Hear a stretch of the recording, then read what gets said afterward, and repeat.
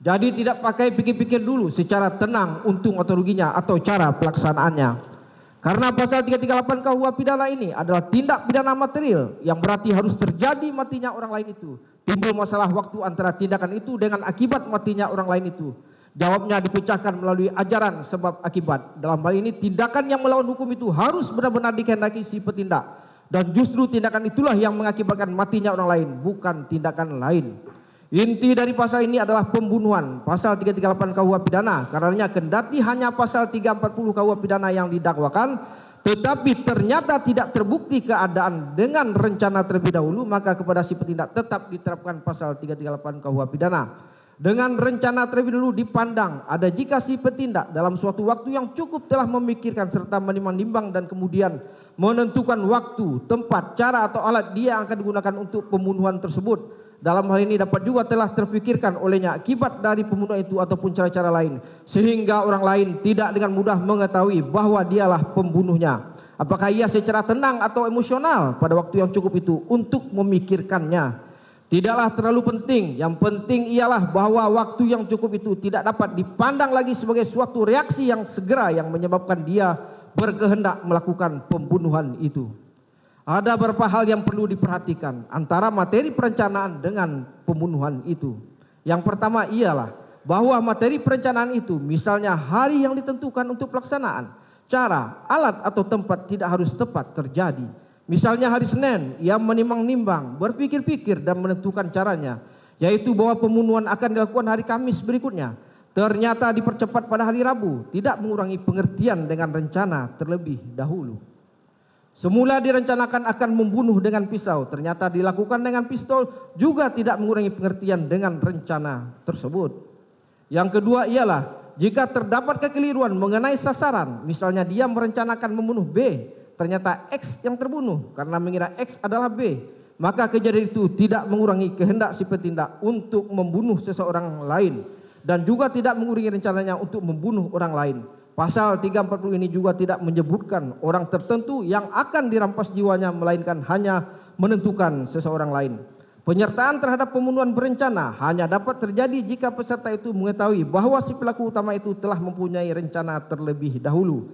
Sehubungan dengan pembunuhan berencana ini, mari kita lihat intisari masalah dan putusan yang terdapat di buku Law Report halaman 72, duduk perkara. Pada hari Sabtu tanggal 30 Oktober 1971, jam 9 pagi di lingkungan Sakaleng Wanua Doping, terdakwa LP pergi ke sawah Lanongkeng dengan membawa badik atau keris dengan rencana untuk membunuh Lanongkeng. Ketika dilihat bahwa Lanongkeng ada, sementara memotong padi, terdakwa mendekatinya dengan badik yang sudah terhunus serta menikamnya tepat kena pada dada antara tulang rusuk dengan tulang selangka, dan semalam Lanongkeng meninggal dunia. Pertimbangan dan putusan pengadilan, perbuatan terdakwa termasuk tindak pidana tercantum dalam pasal 340 KUH pidana. Terdakwa termasuk tindak pidana, kami ulangi, junto pasal 2 ayat 1 Undang-Undang nomor 12 tahun 2051, terdakwa dinyatakan bersalah melakukan pembunuhan dengan direncanakan.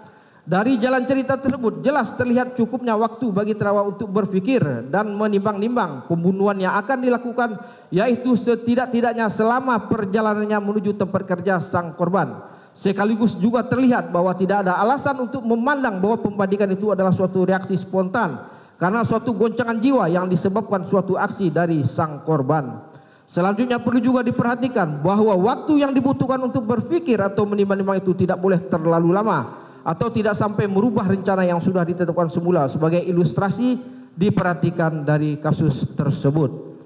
Nyonya dari si A terkadang sadar atau terkadang sinting. Nyonya dari si B selalu waras. Suatu ketika mereka berdua sama-sama sangat benci kepada suami masing-masing.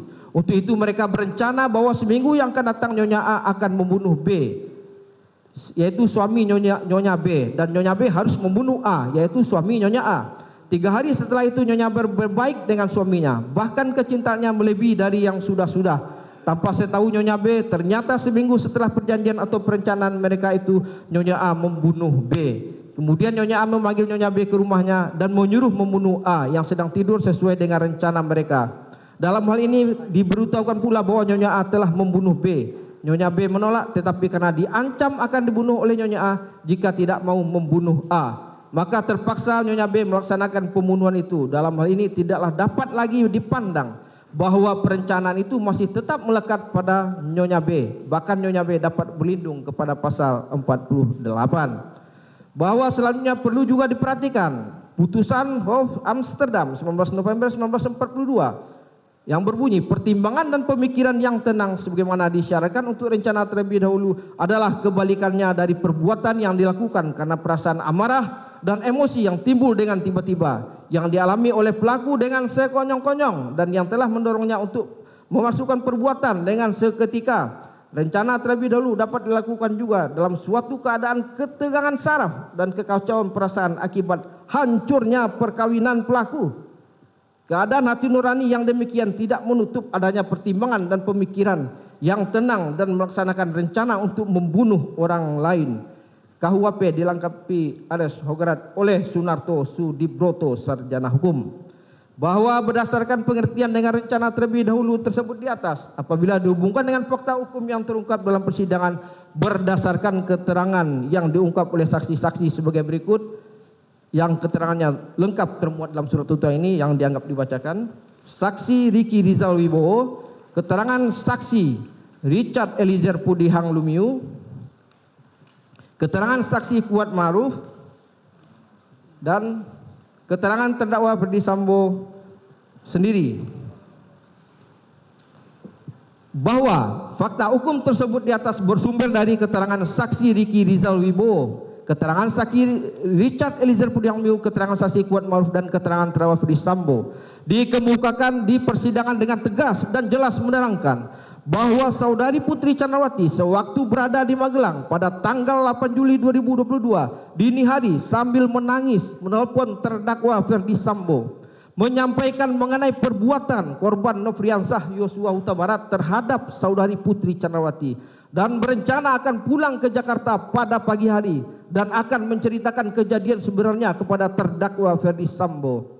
Dan pada hari Jumat tanggal 8 Juli 2022 sekira pukul 10.00 WIB, saksi pulang ke Jakarta dari Magelang dengan menggunakan mobil Lexus hitam nomor Pol B1 Mah dengan penumpang saksi Susi, saksi Kuat Ma'ruf, dan saksi Richard Eliezer Pudihang Lumiu. Sedangkan saksi Riki Rizal Wibowo dan korban Nofriansah Yosua Huta Barat berada di mobil yang berbeda. Dan sesampainya di Jakarta di rumah Saguling sekitar pukul 15.40 WIB, saudari Putri Candrawati masuk ke rumah melakukan tes swab dan naik ke lantai 3 ditemani oleh saksi Kuat Ma'ruf menemui terdakwa Ferdy Sambo dan menceritakan kejadian di Magelang kepada terdakwa Ferdy Sambo. Mendengar cerita tersebut, terdakwa Ferdy Sambo mengatakan akan mengkonfirmasi kepada korban Nofriansah Yosua Huta Barat nanti malam. Kemudian terdakwa Ferdy Sambo mulai merencanakan dengan memikirkan serta menimbang-nimbang dan kemudian menentukan waktu, tempat, cara atau alat yang akan digunakan untuk pembunuhan tersebut. Keadaan tersebut sesuai dengan putusan Hof Amsterdam 19 November 1942 dengan mengemukakan perencanaan tersebut dilandasi dengan pertimbangan dan pemikiran yang tenang sebagaimana disyaratkan untuk rencana terlebih dahulu adalah kebalikannya dari perbuatan yang dilakukan karena perasaan amarah dan emosi yang timbul dengan tiba-tiba yang dialami oleh pelaku dengan sekonyong-konyong dan yang telah mendorongnya untuk melakukan perbuatan itu dengan seketika. Rencana terlebih dahulu dapat dilakukan juga dalam suatu keadaan ketegangan saraf dan kekacauan perasaan akibat hancurnya perkawinan pelaku. Keadaan hati nurani yang demikian tidak menutup adanya pertimbangan dan pemikiran yang tenang dan melaksanakan rencana untuk membunuh orang lain.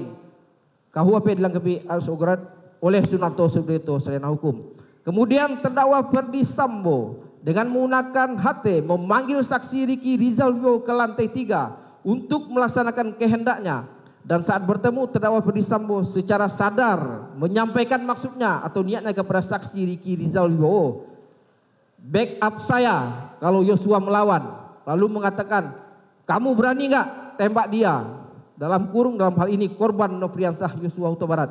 Kemudian saksi Riki Rizal Wibowo menjawab, tidak berani Pak, karena saya tidak kuat mentalnya Pak. Mendengar jawaban saksi Riki Rizal Wibowo tersebut, terdakwa Ferdy Sambo merasa tidak puas jika kehendaknya untuk menghilangkan nyawa korban Nofriansah Yosua Huta Barat tidak terlaksana. Sehingga untuk mencapai tujuan rencananya, lalu terdakwa Ferdy Sambo menyampaikan kepada saksi Riki Rizal Wibowo untuk memanggil saksi Richard Eliezer Pudihang Lumiu, dan saat itu saksi Ricky Rizal Wibowo yang sudah mengetahui maksud dan tujuan terdakwa Ferdi Sambo tanpa berpikir panjang langsung menemui saksi Richard Eliezer Pudihang Lumiu, lalu menyampaikan bahwa saksi Richard Eliezer Pudihang Lumiu dipanggil oleh terdakwa Ferdi Sambo dengan perkataan, "Cat, dipanggil Bapak ke lantai 3, naik lift aja Cat." Lalu saksi Richard Eliezer Pudihang Lumiu bertanya, "Untuk apa Bang?" Saksi Ricky Rizal Wibowo kemudian menjawab, "Enggak tahu." Atas penyampaian tersebut, saksi Richard Eliezer Pudihang Lumiu menemui terdakwa Ferdi Sambo di lantai 3. Dan saat bertemu kemudian terdakwa Ferdi Sambo menanyakan tentang kejadian di Magelang. Yang dijawab oleh saksi Richard Eliezer Pudihang Lumiu, "Tidak tahu Pak." Kemudian terdakwa Ferdi Sambo berpikir dengan tenang, menyampaikan rencananya kepada saksi Richard Eliezer Pudihang Lumiu yang terlebih dahulu menceritakan peristiwa Magelang. Kemudian terdakwa Ferdi Sambo secara sadar dan tenang menyampaikan maksudnya atau niatnya kepada saksi Richard Eliezer Pudihang Lumiu dengan perkataan, "Kamu sanggup gak tembak Joshua?" Dijawab, "Siap Komandan." Bahwa untuk melaksanakan maksud tujuan terdakwa Ferdi Sambo kemudian memberikan alat berupa 1 kotak peluru kepada saksi Richard Eliezer Pudihang Lumiu untuk menambahkan magazin dengan peluru untuk digunakan menembak atau menghilangkan jiwa korban Nofriansah Yosua Huta Barat. Lalu saksi Richard Eliezer Pudihang Lumiu menerima 1 kotak peluru tersebut dan menambahkan peluru ke dalam magazinnya, lalu dipasangkan di senjata api Glock 17 milik saksi Richard Eliezer Pudihang Lumiu. Kemudian terdakwa Ferdi Sambo meyakinkan saksi Richard Eliezer Pudihang Lumiu dengan mengatakan bahwa akan menjaga saksi Richard Eliezer Pudihang Lumiu, karena kalau terdakwa Ferdi Sambo yang bunuh, tidak ada yang bisa menjaga kita semua. Dalam hal ini terdakwa Ferdi Sambo telah terpikirkan olehnya akibat dari pembunuhan itu ataupun cara-cara lain sehingga orang lain tidak dengan mudah mengetahui bahwa dialah pembunuhnya.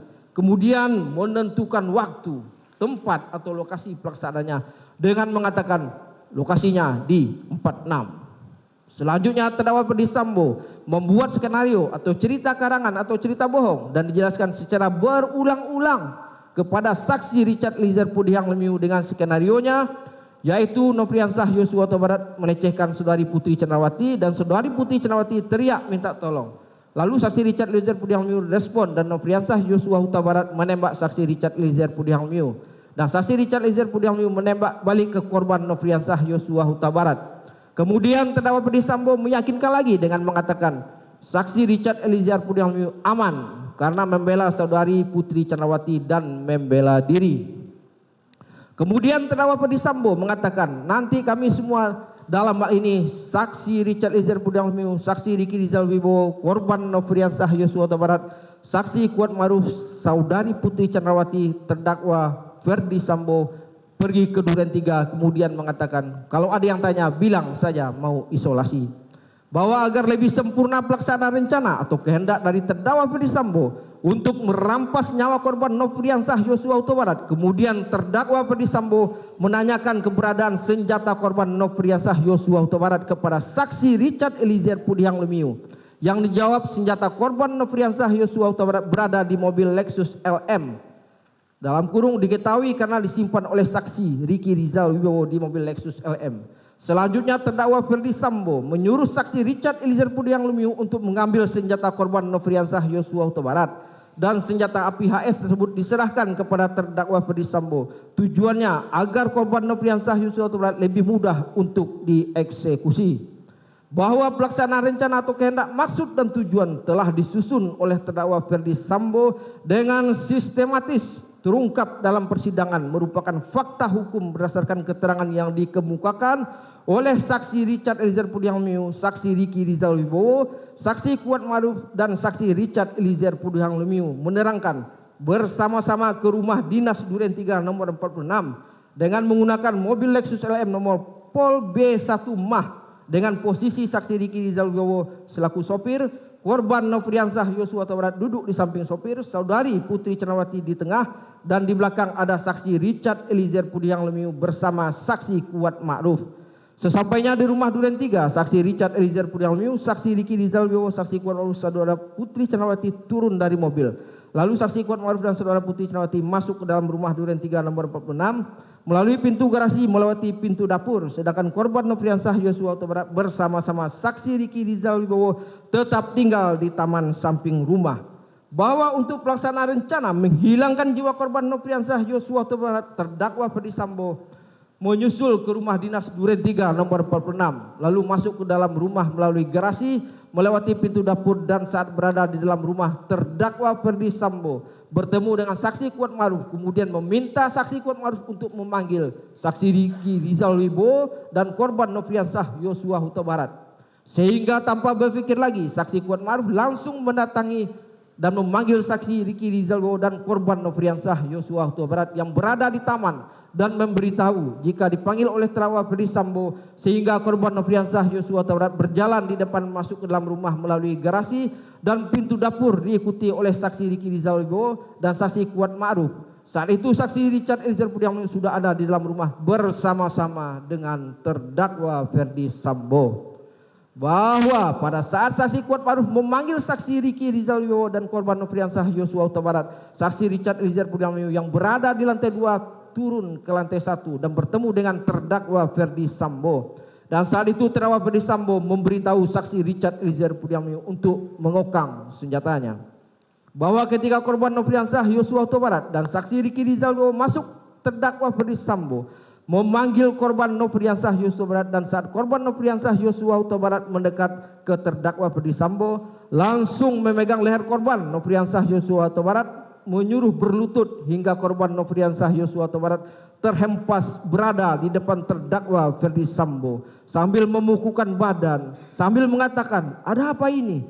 Dan saat itu juga terdakwa Ferdi Sambo berteriak ke arah saksi Richard Eliezer Pudiang Lumiu, dan seketika itu juga berteriak dengan suara keras kepada saksi Richard Eliezer Pudiang Lumiu dengan perkataan, "Woi, kamu tembak, kau tembak cepat, cepat, woi, kau tembak."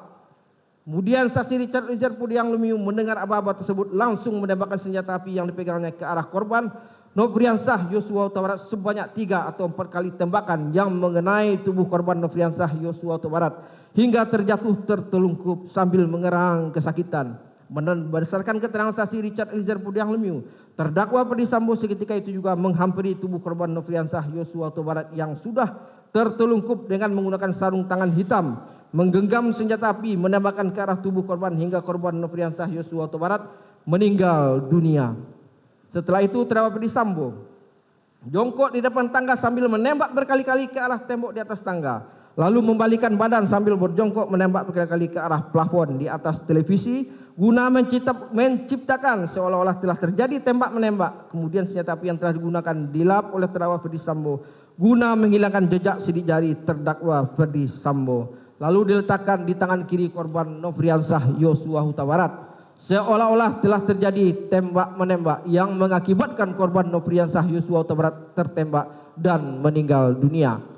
Bahwa saat kejadian penembakan terhadap korban Nofriansah Yosua Huta Barat yang dilakukan oleh saksi Richard Eliezer Pudiang Lumiu, saudari Putri Candrawati menangis di dalam kamar yang tidak jauh dari posisi tergeletaknya korban Nofriansah Yosua Huta Barat. Bahwa kemudian terdakwa Ferdi Sambo yang tadinya keluar rumah kembali lagi ke dalam untuk menjemput saudari Putri Candrawati dan membawa keluar untuk dibawa ke rumah saguling oleh saksi Riki Rizal Wibowo. Bahwa fakta hukum tersebut di atas didukung dan berkesesuaian dengan keterangan dari saksi Adzan Romer, saksi Priyogi Iktara Wikaton, dan saksi Ahmad Sarul Ramadan yang keterangannya dianggap dibacakan termuat lengkap dalam surat tuntutan ini. Bahwa fakta hukum yang dikemukakan oleh saksi Adzan Romer selaku ajudan bersama saksi Priyogi Iktara Wikaton selaku sopir di persidangan, keduanya memberikan keterangan yang saling bersesuaian, menerangkan mengawal terdakwa Ferdi Sambo pada tanggal 8 Juli 2022 dari pagi sekira pukul 7.20 waktu Indonesia Barat hingga sore sampai terjadinya peristiwa penembakan terhadap korban Nofriansah Yosua Huta Barat, di mana sebelumnya sekira pukul 15.00 mengantar terdakwa Ferdi Sambo menuju kediaman di Jalan Bangka 11 nomor 7 mengambil raket badminton karena akan bermain badminton di Sawan, Depok. Kemudian menuju kediaman di Jalan Saguling 3 nomor 29. Kemudian terdakwa Ferdi Sambo masuk ke dalam rumah. Tidak berapa lama kemudian rombongan datang dari Magelang, yakni saudari Putri Candrawati, saksi Kuat Maruf, saksi Richard Eliezer Pudiang Lumiu, saksi Riki Rizal Wibowo, saksi Susi, serta korban Nofriansah Yosua Huta Barat.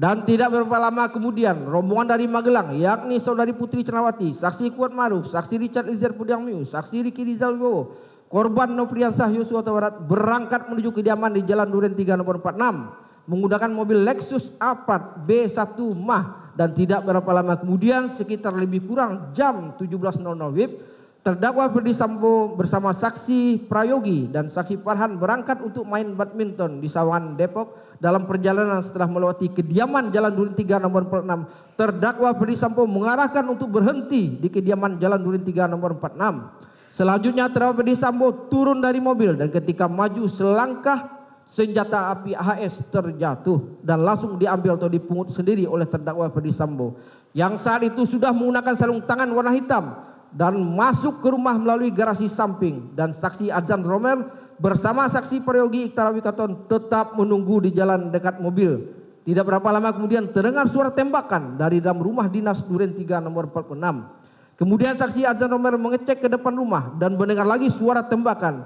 Lalu saksi Azan Romer masuk ke dalam rumah melalui garasi samping. Tepat di garasi dalam tiba-tiba terdakwa Ferdy Sambo keluar dan berkata, "Ibu, ibu," di dalam. Kemudian saksi masuk ke dalam rumah melihat ada saksi Ricky Rizal Wibowo berdiri di depan pinggir kaca kolam ikan dan melihat saksi Kuat Maruf berdiri di depan kaca kolam ikan dekat tangga dan melihat tubuh korban Nofriansah Yosua Huta Barat tergeletak dekat tangga dan melihat saksi Richard Eliezer Pudiang-Lumiu berdiri di antara kursi pijat dan pintu kamar saudari Putri Chandrawati. Dan beberapa saat kemudian terdakwa Ferdy Sambo masuk ke dalam kamar menjemput saudari Putri Chandrawati kemudian keluar dari rumah. Dan keterangan saksi Azan Romer bersesuaian dengan keterangan dari saksi Ahmad Syahrul Ramadan, seorang supir ambulans pada hari Jumat tanggal 8 Juli 2022 sekira pukul 19.20 WIB di rumah Duren 3 nomor 46. Saksi membawa tandu atau alat bantu evakuasi ke dalam rumah melalui pintu samping garasi menuju ke samping tangga di depan gudang untuk mengecek keadaan korban, dan setelah melakukan pengecekan di nadi bagian leher dan tangan sebelah kiri ternyata korban sudah meninggal dunia.